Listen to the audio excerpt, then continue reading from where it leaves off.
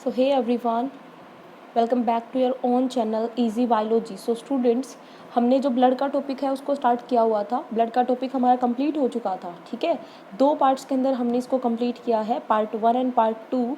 तो अगर आपने वो दोनों पार्ट्स अभी तक नहीं देखे हैं तो आप पहले जाके उन दोनों पार्ट्स को कवर अप करिए. उसके बाद इसके जो क्वेश्चन आंसर्स हैं उनको आप यहाँ पे सोल्व आउट करिए. ठीक है, तो चलिए स्टार्ट करते हैं फर्स्ट क्वेश्चन से. फर्स्ट क्वेश्चन आपको क्या बोल रखा है, one of the following does not have a nucleus, this one is. इसमें क्या बोल रखा है कि इनमें से किस में न्यूक्लियस है वो नहीं होता है. तो किस में नहीं होता है न्यूक्लियस, भाई हमने पढ़ा था आरबीसी, डब्ल्यूबीसी और प्लेटलेट्स, प्लाज्मा, ये सब चीज़ें पढ़ी थी हमने. इनमें से किस में नहीं होता है, आपको ऑप्शन दिया हुआ है red blood cells, white blood cells, guard cells and epidermal cells. तो किस में से इनमें जो है न्यूक्लियस है वो नहीं होता है. तो आपका जो राइट आंसर है वो हो जाएगा ए, रेड ब्लड सेल्स है वो आपका आंसर है ए. ठीक है, सेकंड क्वेश्चन आपको दिया हुआ है the component of the blood which make chemical known as antibodies is.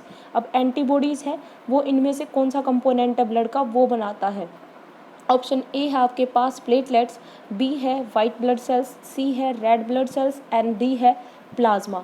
तो इनमें से एंटीबॉडीज़, भाई बीमारियों से लड़ने में जो है पहले एंटीबॉडीज़ बनती हैं जो उसको एंटीजन को ख़त्म करती हैं. ठीक है, तो वो एंटीबॉडी है वो कौन बनाता है इनमें से, वाइट ब्लड सेल्स हैं आपकी वो बनाती है. तो इसका आंसर क्या हो जाएगा, बी.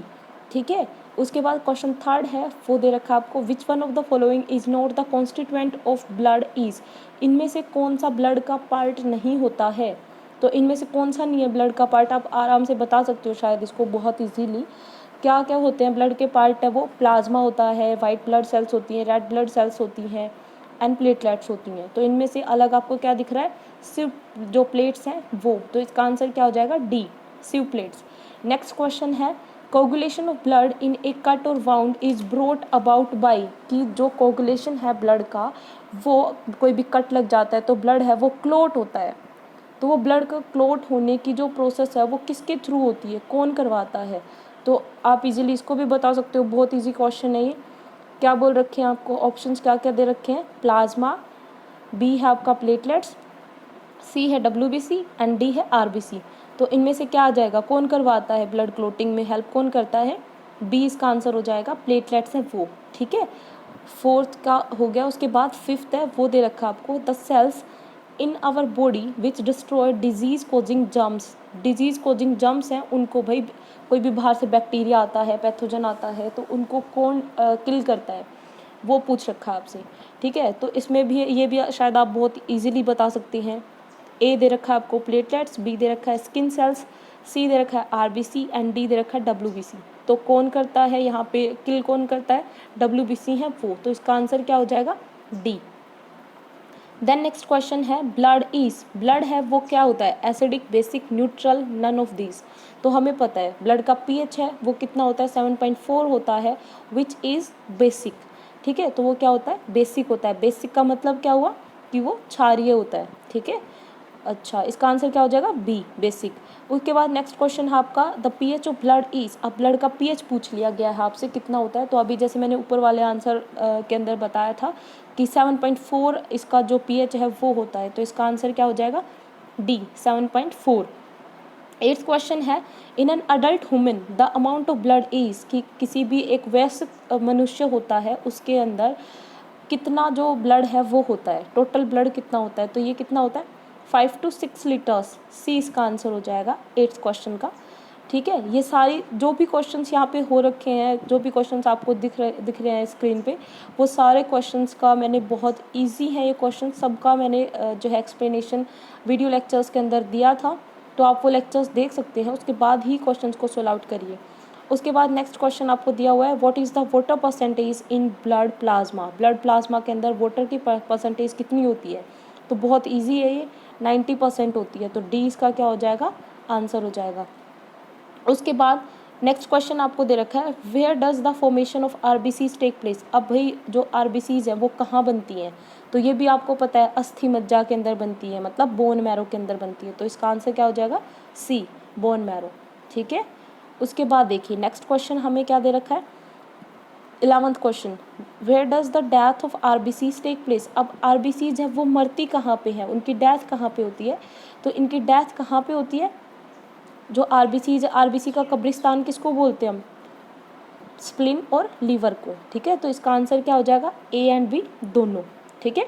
उसके बाद अगला क्वेश्चन क्या दे रखा है आपको, what is living time of RBC, कि आरबीसी का जो जीवन काल है वो कितना होता है, कितने दिन तक जिंदा रह सकती है आरबीसी। तो ये क्या आएगा, इसका आंसर सी हो जाएगा, 20 to 120 डेज इसका जो लिविंग टाइम है वो होता है, ठीक है। उसके बाद नेक्स्ट क्वेश्चन देखिए, क्वेश्चन नंबर 13 दे रखा है, which pigment provide red colour to blood. Red colour है ब्लड को, वो कौन सा पिगमेंट है वो प्रोवाइड करता है। ब्लड के अंदर कौन सा पिगमेंट होता है, हमें सबको पता है, ये तो हीमोग्लोबिन है, उसके अंदर जो है ब्लड के अंदर हीमोग्लोबिन होता है, जिसकी वजह से उसके अंदर रेड कलर होता है, ठीक है। तो इसका आंसर क्या हो जाएगा, ए। नेक्स्ट क्वेश्चन है 14, the disease caused by reduction of haemoglobin is. अब हीमोग्लोबिन है उसकी कमी के कारण इसमें पूछ रखा है कि कौन सी बीमारी होती है, कौन सी डिजीज़ होती है हीमोग्लोबिन की कमी के कारण, तो कौन सी होती है, इसमें आ जाएगा आपका एनीमिया, ए आ जाएगा इसका आंसर 14 का, एनीमिया, ठीक है। उसके बाद देखिए नेक्स्ट क्वेश्चन दे रखा है आपको 15, what changes take place in number of RBCs when we go at high altitude. क्या बोल रखा है आपको कि जब हम हाई एल्टीट्यूड पे जाते हैं, ऊंचाई पे जाते हैं, तो आरबीसी के नंबर हैं उनमें क्या चेंज होता है। भाई आरबीसी के नंबर है वो घटते हैं, बढ़ते हैं, या फिर कोई चेंज नहीं होता है, या फिर पहले घटते हैं या फिर बढ़ते हैं, तो क्या बताएंगे आप, ये मैंने उसमें बताया हुआ है, लेक्चर के अंदर बताया था मैंने ये। तो क्या होता है जब हम ऊंचाई पे जाते हैं तो जो आरबीसी के नंबर होते हैं वो 30% इंक्रीज हो जाते हैं, मैंने बताया था उसमें। तो वो क्या आएगा इसके अंदर, बी इसका आंसर हो जाएगा कि ये क्या होती है, इंक्रीज होती है, ठीक है। उसके बाद क्वेश्चन 16 है, वो आपको दे रखा है, which component of blood is called as soldier of body. भाई सोल्जर ऑफ बॉडी, सैनिक, सैनिक जो बॉडी का, शरीर का जो सैनिक है वो कौन होता है, भाई डब्ल्यूबीसी होती है ना, डब्ल्यूबीसी हमें बीमारियों से लड़ने की क्षमता दे रही है, तो वो बीमारियों से कोई भी बाहर से बैक्टीरिया आएगा तो उसको मार रही है वो, तो सैनिक भी क्या करते हैं भाई, बॉर्डर पे रह के वो कोई दूसरा देश का जो दुश्मन आएगा तो उसको भी तो ख़त्म करते हैं ना, तो सेम एज इट इज़ यहाँ पे डब्ल्यूबीसीज हैं वो काम कर रही हैं, ठीक है। तो यहाँ पे सोल्जर ऑफ बॉडी है वो कौन होते हैं, डब्ल्यूबीसी होता है, तो इसका आंसर क्या हो जाएगा, बी, ठीक है। उसके बाद देखिए next question, question number 17, where does the formation of RBCs in infants take place. अब जो भ्रूण होते हैं या फिर बच्चे होते हैं उनके अंदर जो आरबीसी है उसकी फॉर्मेशन कहाँ होती है, कहाँ बनती है आरबीसी है वो, तो कहाँ बनती है इसके अंदर, ये ए एंड बी दोनों हो जाएगा इसका आंसर, स्प्लीन एंड लीवर दोनों के अंदर जो इन्फेंट्स होते हैं वहाँ उनके उनके अंदर जो स्प्लीन और लीवर है उनके अंदर आरबीसी बनती है, ठीक है। उसके बाद देखिए क्वेश्चन नंबर 18 है, the number of RBC is measured by. तो नंबर ऑफ आरबीसी है वो हम किससे मेज़र करते हैं, कौन सा इंस्ट्रूमेंट होता है, ये भी मैंने लेक्चर के अंदर बताया था। तो इसके अंदर कौन सा होता है इंस्ट्रूमेंट, ये हीमोसाइटोमीटर होता है, ठीक है। इसका आंसर क्या हो जाएगा, बी, हीमोसाइटोमीटर। उसके बाद नेक्स्ट क्वेश्चन क्या है, the most important protein used in blood clot is.